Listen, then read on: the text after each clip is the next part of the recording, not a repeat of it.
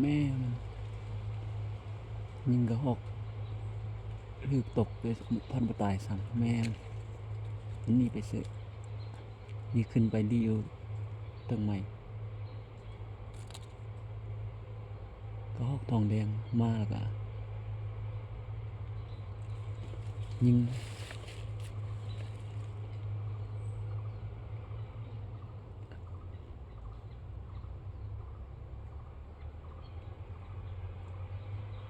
นกเข้าอยู่มากนี่มันสุกตอนนั้นยิงมันทันสุกเลยเดี๋ยวนี้มันสุกแล้วมาเกียนนกหัวขาวเข้าอยู่แต่ถ้าเบิ่งกระหอกมันเห็นมันแลนนี่เขาก็เลยยิงถึกมันวิทึกตามท้องนี่แหละมันบ่ตายพี่เท่าก็ยิงได้เฮาลืมใส่ลูกเนาะ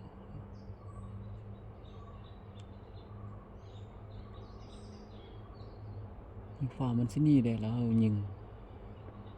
เลยถึกแถวท้อง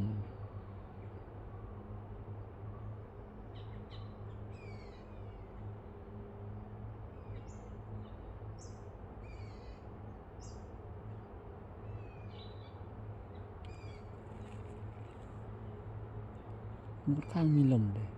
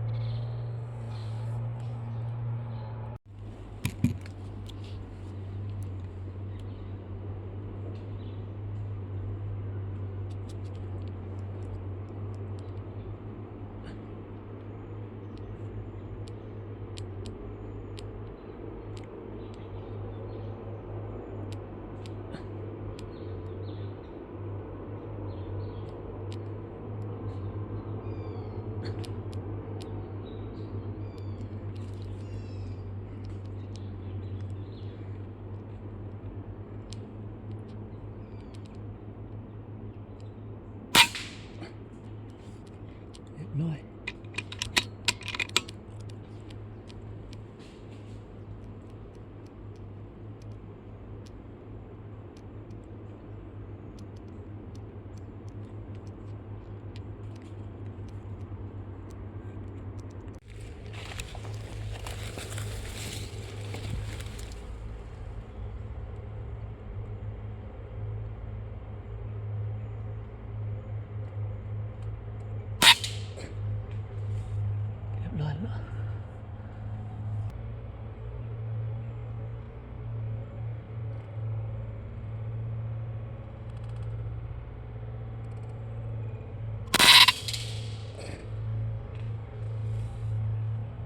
ยแล้วเนี่ยยิงอาสมีนะประมาณ20ปลายนี่แหละ20ปลายเม็ด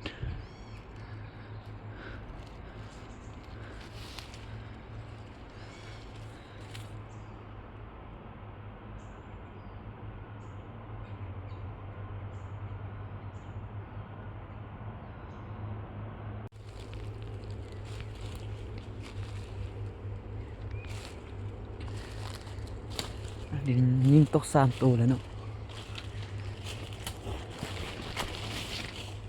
ยิงตก3ตัวแล้วไปกับ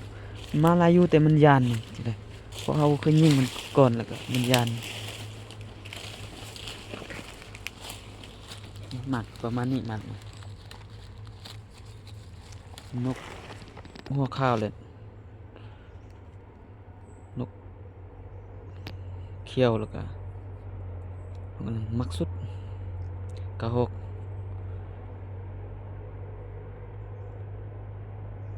นี่นะไปซ้อมกันก่อนเห็นแล้วตัวนึงนกหัวข้าว ยิงตก3ตัวแล้ว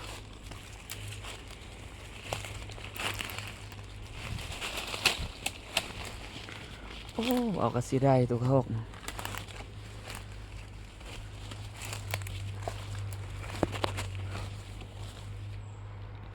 ขึ้นต้นนั่นน้ำยิงก็มันตกลงลุ่มหันย่างไปเบิ่งมันได้ขึ้นต้นใหม่แล้วขึ้นไปรีอยู่เรื่องมัน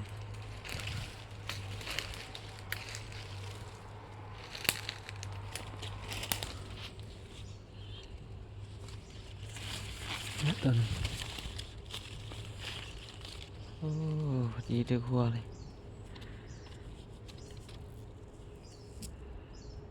2ตัวแล้วเนาะตัวหนึงยิงไม่ทันตัวแล้ว3ตัวแล้วเฮ็ดหมดเนาะ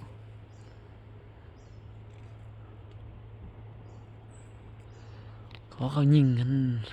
มันตกเข้าต้นนี้เนาะแล้วมันไปขึ้นนั่นมันก็ซอกบ่เห็นมันตึบเด้โอ้เสียดายมันโตบักใหญ่ก็เอาคัน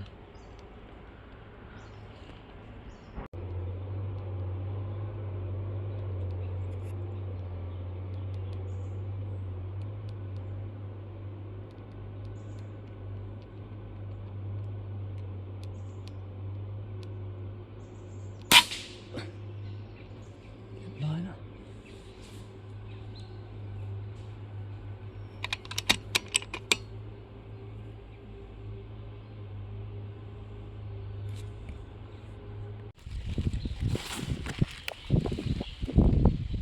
ลมแม่มัน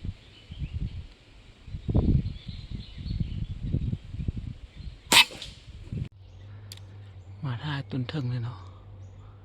มันมี3-4ต้นแน่เฮาพอต้นเทิงมันก็ขึ้นลงต้นลุมพอต้นลุมมันลงต้นเทิงเนี่ยไปมาอยู่เมื่อยมีหลายคนนั่งผู้ละต้นมันคักอยู่นะบินไปมาอยู่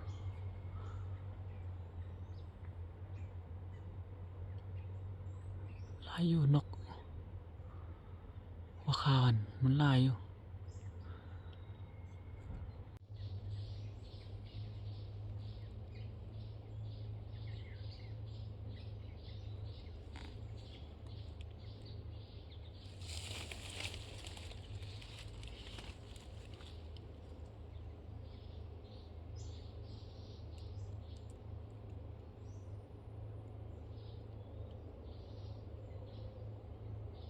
เขาเป็นฝูงลายอยู่ลายสุดหลานนกหัน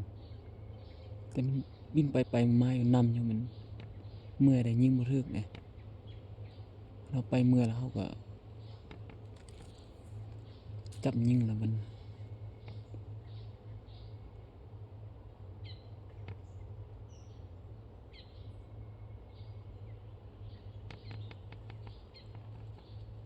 มีลมเด้ลมค่อนข้างแห้ง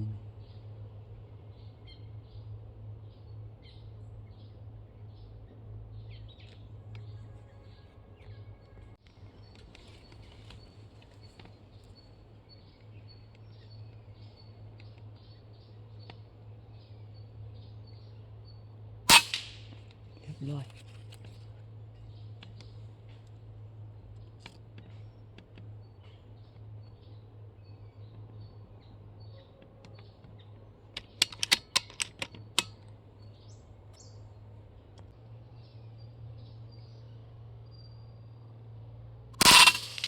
้อยยิงตกตัวหนึ่งแล้วเนาะนกเอาท่าอยู่ต้นเทิงเห็นมันมาไล่อยู่เลยแต่ยิงตัวหนึ่งมันบินออกเลยมันคว้างมีลมหลายแหละ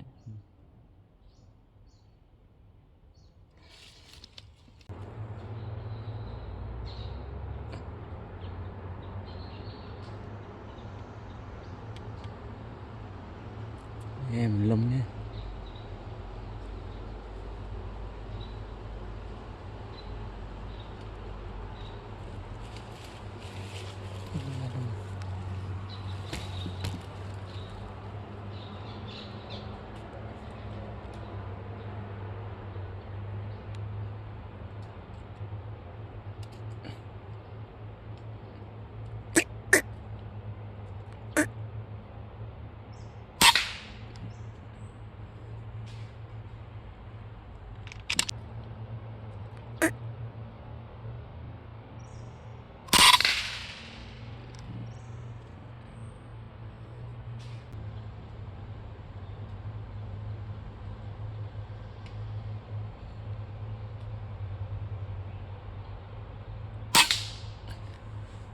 รียบร้อย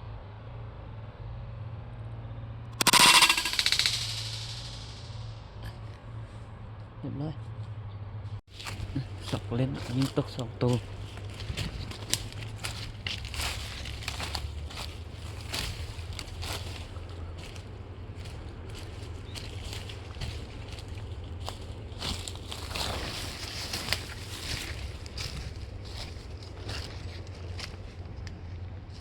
ค่อนข้างซอกยักษ์นะตัวนี้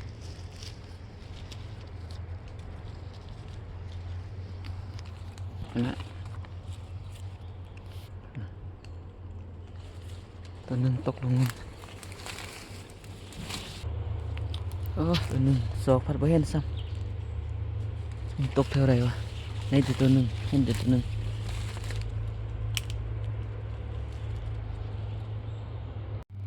นี่ก็11 โมงแล้วยิงได้ซ้ำนี่ยิงได้เด้นก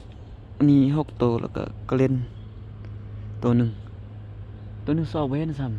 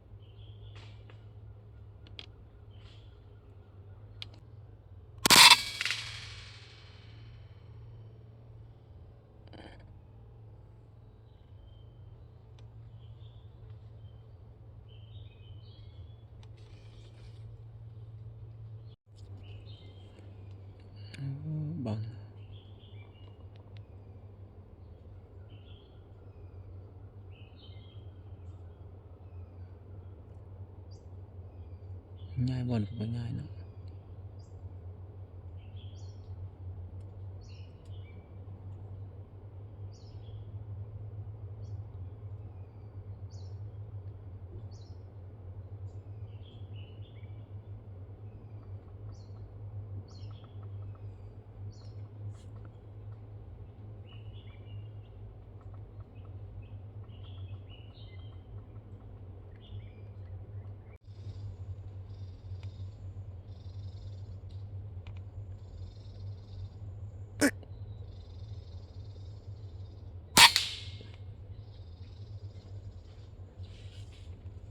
เรียบร้อย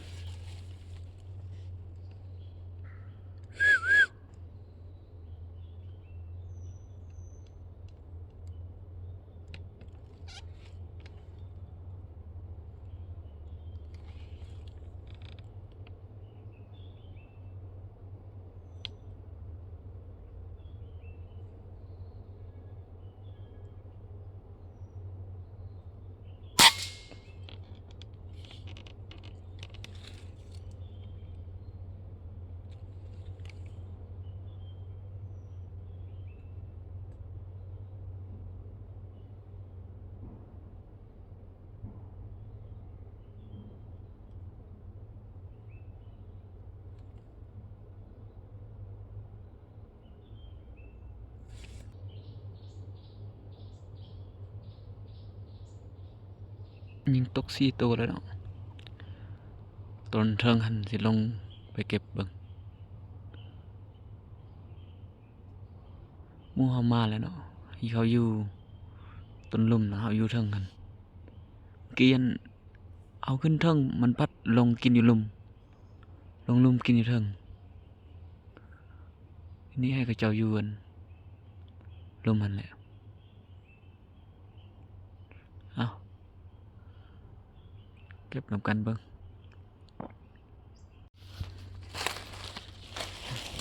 เบิ่งเนาะ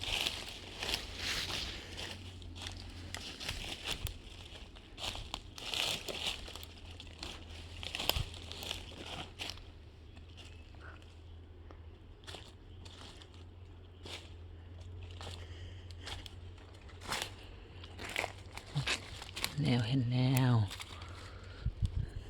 นกคนดก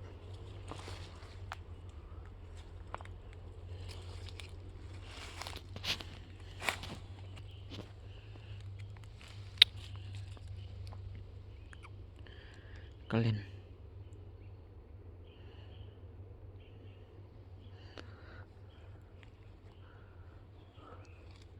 2 ตัวเนาะนกหัวข้าวกับ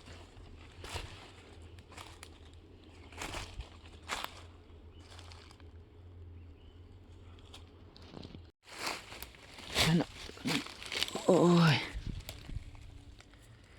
นกตัวหนึ่งซบบ่เห็นซ้ำถึงตก